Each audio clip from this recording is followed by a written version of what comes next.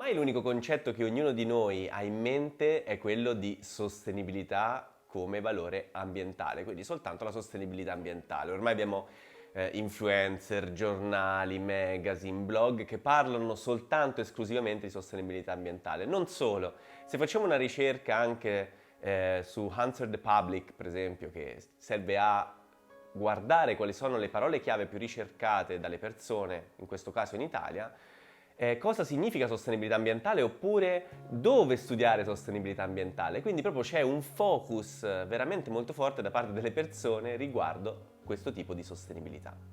Vi dico fin da subito che questo tipo di sostenibilità non esiste. Non esiste la sostenibilità sociale, non esiste la sostenibilità economica e nemmeno quindi quella ambientale.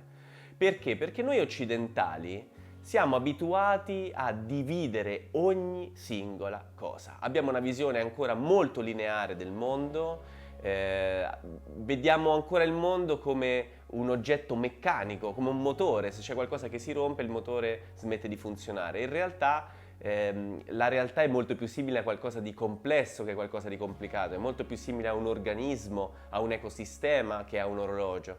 Ecco quindi che non si può parlare di sostenibilità ambientale perché? Perché la sostenibilità è un concetto dei sistemi complessi, che significa equilibrio dinamico, e la sostenibilità ambientale fa parte di tanti altri tipi di sostenibilità, ma è un unico grande concetto.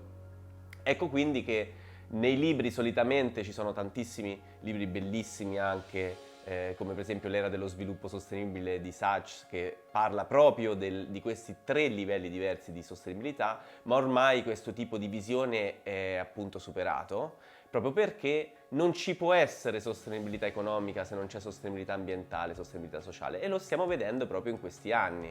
Oggi il mondo che viviamo, la crisi ambientale che stiamo vivendo, non è colpa dell'utilizzo della plastica, ma è colpa dell'obiettivo forsennato che gli esseri umani si sono prefissi, soprattutto per quanto riguarda la progettazione dei sistemi sociali e anche di business.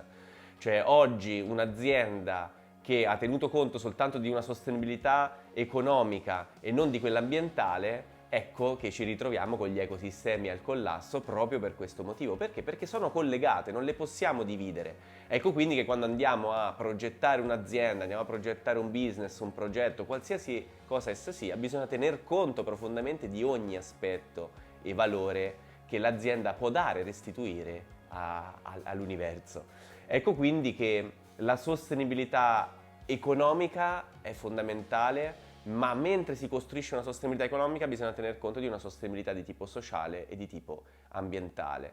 In realtà anche questo ragionamento è un ragionamento molto da grande azienda multinazionale che ha bisogno di dividere ogni singola cosa, ma perché? Perché sta vendendo dei prodotti che molto spesso non servono alle persone o almeno crea prima un vuoto identitario verso le persone in modo tale che si sentano vuote e acquistino maggiormente, maggior prodotti, maggiori quantità e quindi ovviamente deve tenere, diciamo, questi tre livelli di sostenibilità separati, ma per una persona o per una piccola e media impresa che ama profondamente il suo lavoro, questi tre tipi di sostenibilità non sono divisi tra loro, perché è normale una persona che ama il suo lavoro profondamente, che ama la sua vita, è una persona che appunto si trova in uno stato di sostenibilità.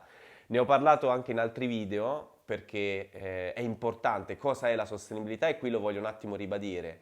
La sostenibilità è uno stato che può essere mantenuto per un lungo periodo di tempo, in maniera indefinita. Qual è l'unico stato che gli esseri umani possono portare avanti a livello indefinito? È la felicità. La felicità che è fatta ovviamente di alti e bassi perché è un equilibrio dinamico. La felicità, quando anzi le persone sono davvero felici? Quando sono in equilibrio. Ecco quindi che la sostenibilità è felicità, la felicità è equilibrio e quindi la sostenibilità è equilibrio. In particolare è uno stato proprio dei sistemi complessi che si chiama equilibrio dinamico. È dinamico, è quello che volevo dire prima, cioè la felicità non è uno stato che è immutabile, ma è fatto anche di fallimenti, anzi è fatta soprattutto di fallimenti che vengono superati, vengono migliorati ed è un continuo circolo, quindi è un equilibrio che sta dentro un range, ma è dinamico, l'importante è che rimanga dentro quel range. Ecco quindi che quando noi andiamo a creare un progetto, un'attività, qualsiasi cosa essa sia, dobbiamo tener conto di questo equilibrio. Ecco perché non ha senso parlare di sostenibilità ambientale. Molto spesso quando si va a studiare queste cose nelle università, ve lo dico più che altro perché molto probabilmente non ve lo dirà nessuno, le università formano le persone per andare poi a lavorare come dipendenti per altre aziende, spesso grandi aziende, sia nel pubblico che nel privato che siano, ma non forma le persone a tener conto di questa complessità, perché tu sei una piccola ruota di un ingranaggio, proprio perché c'è una visione ancora molto meccanicistica della vita e non invece una visione più olistica, una visione più interconnessa e appunto sistemica.